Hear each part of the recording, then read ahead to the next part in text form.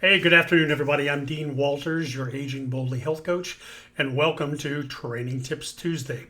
Now, today we're going to focus on the importance of having a solid core and some of the beginning exercises that you can do. Now, please remember, even though the exercises, stretches, and routines that we're going to be working on in this series are simple, if you have any concern about any of them, just watch, don't do, and talk to your healthcare provider first. So before we dive into the exercises, let's talk a minute about the core and why it's so important. Now, most people only think about the abs or a six-pack when they think about their core. But for me, the core includes everything from the chest down to the hips and all the way around the body. It's like the foundation of a house. It provides stability and balance and support for your entire body. As we get older, maintaining a strong core is crucial for improving and maintaining our posture, reducing the risk of falling, and it makes our daily activities easier to perform. So investing a few minutes each day to strengthen our core can give us tons of benefits. Now, in last week's video about resistance training, I talked about a beginning workout routine of 2 sessions per week with 2 to 3 days of rest in between. But your core, you can work every day if you want, and the more, the better. So let's head over to the Aging Boldly studio and check out some of the beginning core exercises. Okay, here we are back at the studio. Let's talk core. Now, everybody's probably aware of the basic sit-up and leg lift exercises that are performed on the floor. Well, for older adults, these floor core movements can put an undue strain on the lower back, and it's not that easy to get up and down from the floor as it once was. So, what I'm going to show you are some very effective core movements that can be done seated or standing. So the seated ones I'm just going to describe, and you can probably figure it out. But you're sitting at the front of a chair. It's basically a seated march. Raise your knee up as high as you can with one leg, put it down slowly, raise it up with the other leg, put it down slowly. Just kind of march in place slowly and methodically. That's one. Another one is, as you're seated, taking one elbow and raise the other knee, bring them together in the center and back. Same thing on the other side.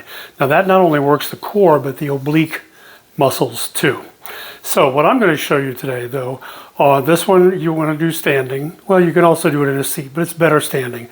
And the first one is a side bend. So you can do it either with a dumbbell or a resistance band, which I'll show you in a second.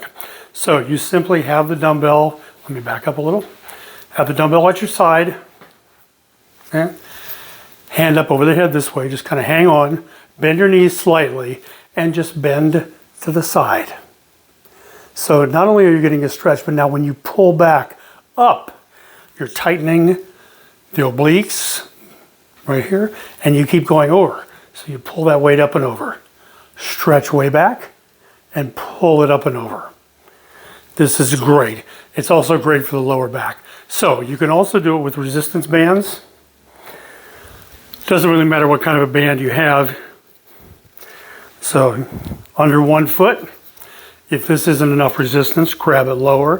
Or if you have ones with handles, same idea. So here we are. Now with the resistance band, pulling up and then over. Pull up and over. It works great for the obliques. Okay, what's the next one here? Oh, the oblique twist. Now this one, you can do it without bands, but if you have a way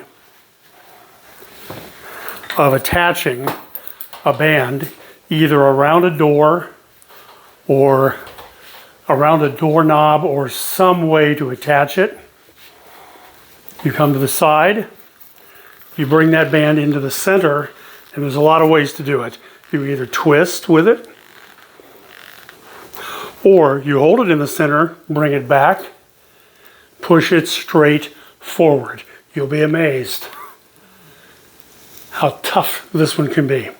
So you do that facing both directions. Another great one for the obliques and for the lower core and to stabilize the lower back. And then the last one, I call it a wood chopper, but you kind of stand at a bit of an angle, arms up, You pull the arms down as you pull the other knee up, and you hold. So it's hold and down, hold and down. Let me back up.